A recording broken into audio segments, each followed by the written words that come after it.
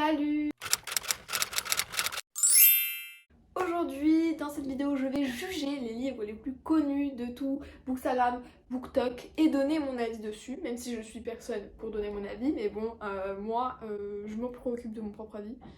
Au passage, c'est une vidéo du coup que j'ai vue sur la chaîne de Galiane, mais ça tourne un peu beaucoup en ce moment sur Booktube, donc voilà, mais c'est elle qui m'en a vachement donné l'idée et c'est elle qui m'a vraiment poussée à faire cette vidéo parce que j'avais adoré. Donc en premier, je vais vous parler du fameux Prince Cruel de Holly Black, du coup publié aux éditions Rajo. Wood est une humaine, comme vous et moi, sauf que elle va se faire enlever de la terre des humains pour aller à Terrafé où règnent du coup les faées, le monde cruel, les armes, les combats, tout ça, la magie surtout.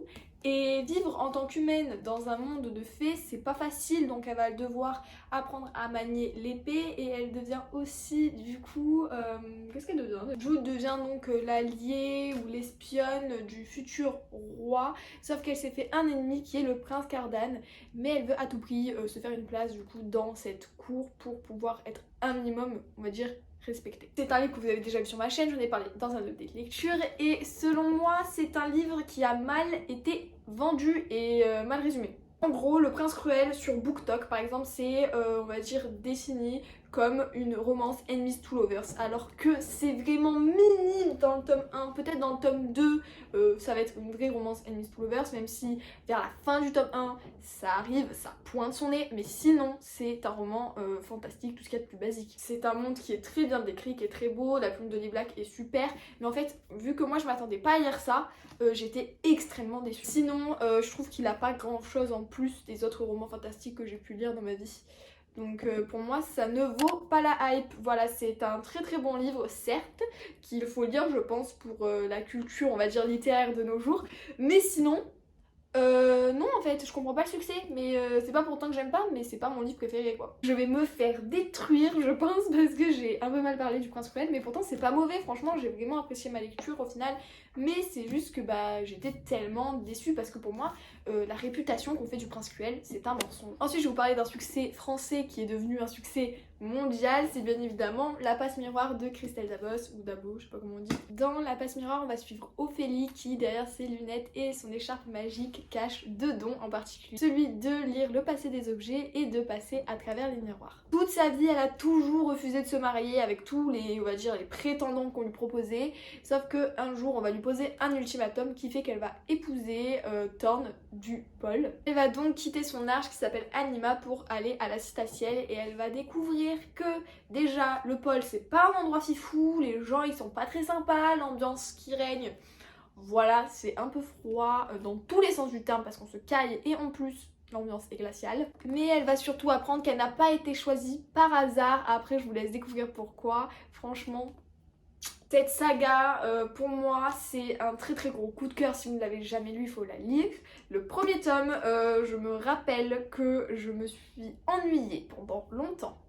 Et à un moment donné, je sais plus à quel moment du roman, il y a eu un déclic qui a fait que, waouh, c'est devenu un truc de fou que je n'ai pas pu lâcher, que le deuxième tome ça a été un coup de cœur monumental, le troisième pareil, le quatrième j'étais déçue. Après je suis toujours déçue des fins parce que je toujours trouvé une raison de pas finir la saga, vous voyez. Mais bien évidemment j'ai terminé, mais j'ai toujours un petit goût amer. Franchement si vous avez jamais lu cette saga, mais lisez-la. Je sais qu'au début le rythme est un peu lent, mais c'est vraiment un bon tome d'introduction mais qui est nécessaire, que l'univers de Christelle Dabos est tellement, on va dire, varié, il y a tellement de choses dans sa tête. J'aimerais être dans la tête de Christelle Dabos pour voir ce qui se passe, pour avoir créé ça en fait. Donc franchement pour moi ça vaut clairement la hype et je trouve qu'il est même pas assez hypé. Ensuite on retourne vers les romances etc avec la saga Insaisissable de Tyre et ma fille, donc publiée aux éditions Michel Lafon-Poche. Donc en version originale c'est Shatter Me, qui est une saga très connue sur TikTok. Excusez-moi, c'est un peu le thème de la vidéo. Donc on va dire que c'est une dystopie assez bateau, on va dire dans le résumé. C'est donc Juliette qui est enfermée dans une tour et qui ne peut pas toucher les gens parce que si elle les touche, ils meurent. Sauf qu'un jour elle va avoir un colocataire dans sa cellule qui s'appelle Adam je crois, et elle va le reconnaître, elle sait qu'elle a déjà vu mais elle sait pas pourquoi, Et voilà. Franchement c'est une super saga, les personnages sont vraiment cool et j'ai eu un énorme coup de cœur pour le premier tome.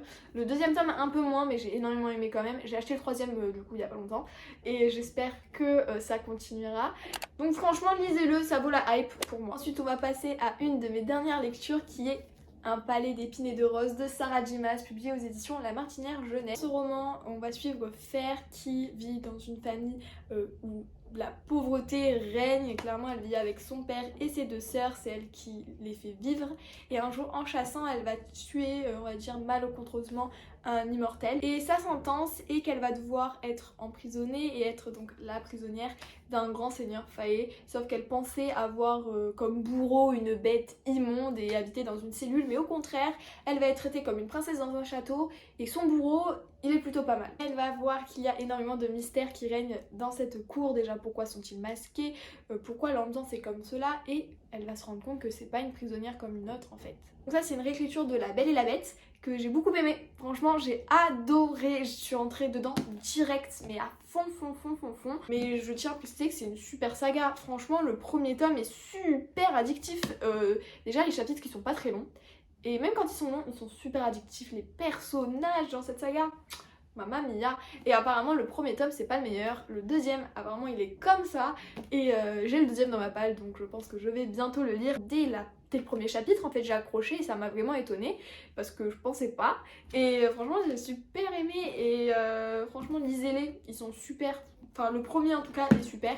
Donc pour moi, ça vaut la hype. Ensuite, on passe à Kiman de Karen McManus, donc publié aux éditions Nathan, qui est aussi une de mes lectures du mois de novembre. Donc on est sur un tout autre registre vu qu'on est sur une enquête young adulte, alors que là on était plus sur du fantasy. Donc ça va se passer lors d'une heure de colle où va regrouper 5 élèves, Bronwyn l'intello, Cooper le sportif, Nate le délinquant, Adi la reine de beauté et Simon le gossip boy. Sauf qu'un de ces lycéens ne ressortira pas de cette heure de colle et c'est tout simplement Simon le gossip boy qui avait un site où il mettait des articles assez croustillants et assez problématiques sur les élèves de ce lycée. Les enquêteurs vont vite comprendre que cette mort n'est pas accidentelle et que c'est un meurtre et que il va encore plus suspecter. Il va suspecter donc les 4 lycéens restants car c'était les seuls dans cette pièce à ce moment-là. Franchement, j'ai énormément aimé, même si beaucoup sur TikTok ont dit que c'était vraiment très cliché. Il y a la pop-up girl, l'intello qui au passage est super belle et qui va sortir avec le bad boy. C'est pas plus cliché clairement. Et finalement le côté cliché ne m'a pas du tout dérangé parce que je suis quelqu'un qui regarde énormément de sitcoms comme Glee. Du coup ça m'a pas trop dérangé comparé à La Liste par exemple qui m'avait énormément dérangé parce qu'il y avait vraiment un côté on va dire puéril, alors que là il y a des coups bas mais je trouve que les personnages sont très attachants quand même malgré leur côté on va dire en quelque sorte mauvais, même si je les trouve pas mauvais au final. Pour moi ils sont humains, c'est des adolescents comme les autres. Alors moi j'ai résolu l'enquête on va dire un petit peu avant la fin. Je m'étais dit et pourquoi pas ça, et j'ai eu raison au final, mais je m'attendais pas que ça allait prendre cette tournure, que ça allait être trouvé comme ça et tout. Donc franchement on est dans le mystère pendant très longtemps. Après si vous êtes un petit peu malin, vous comprenez très vite ce qui se passe, mais franchement savoir comment ça a été trouvé, comment ça a été enquêté et tout, je trouve ça hyper intéressant. Du coup pour moi ça vaut la hype. Et pour finir, je vais parler de la sélection de Caracas, donc publiée aux éditions Pocket Jeunesse. Dans cette saga, on va suivre America qui a 17 ans et qui vit encore une fois dans la pauvreté. En fait c'est une société où nous sommes classés par numéro et par du coup niveau de richesse entre guillemets. America, elle c'est une 5 et le seul moyen de monter on va dire en grade c'est d'épouser quelqu'un de la classe au-dessus. Sauf que elle est amoureuse de qui? D'Aspen qui est un 6, donc l'épouser la ferait régrader mais elle s'en fout, elle l'aime. Sauf qu'un jour il va y avoir la sélection qui arrive, donc qu'est-ce que la sélection? C'est le prince tout simplement qui a 35 prétendantes, je crois c'est ça au départ, qui viennent de toute classe sociale et de partout, on va dire, dans le royaume, pour être donc ses prétendantes. Et au fur et à mesure, il va les éliminer et la dernière, il va l'épouser. Ses parents, ne sachant pas qu'elle est amoureuse d'Aspen, ils vont lui proposer de participer à la sélection vu qu'elle a l'âge et que ça pourrait lui permettre d'avoir une belle vie tout simplement si elle arrivait à conquérir le cœur du prince. Elle était vraiment pas partante et elle s'est dit bon vas-y je vais le faire, de toute façon il n'y a aucun moyen que je sois sélectionnée en fait.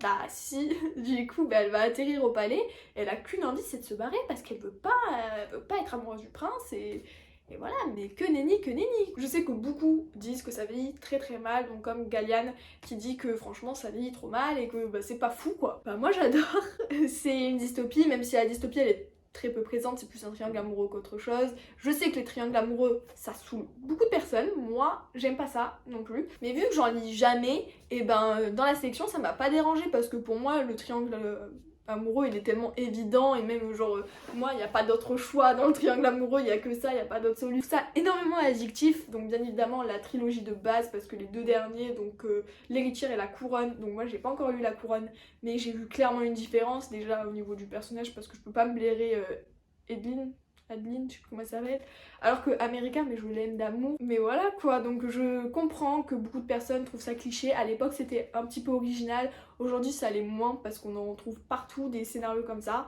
Mais vu que je n'en lis pas souvent, j'ai adoré et pour moi ça vaut la hype parce que ça fait partie d'une de mes sagas préférées. C'est un peu, on va dire, un unpopular opinion de kiffer la sélection aujourd'hui. Voilà, cette vidéo est maintenant terminée. Je sais, j'ai pas présenté par exemple Jamais plus de Colleen Hoover ou L'Anti-Lune de miel de Christina Loren parce que je les ai tellement montrés en fait ces derniers temps sur ma chaîne que je me suis dit il faut se renouveler un petit peu. Donc voilà, c'est pour ça. Mais si cette vidéo vous a plu, n'hésitez pas à mettre un like. Dites-moi dans les commentaires ce que vous en avez pensé et dites-moi votre avis sur les livres que je vous ai présentés, si ça vaut la hype ou non selon vous. Et si vous voulez suivre un peu plus mes aventures au fil des pages, je vous conseille de vous abonner. Sur ce, je vous dis à la semaine prochaine pour une nouvelle vidéo. Allez, bye bye!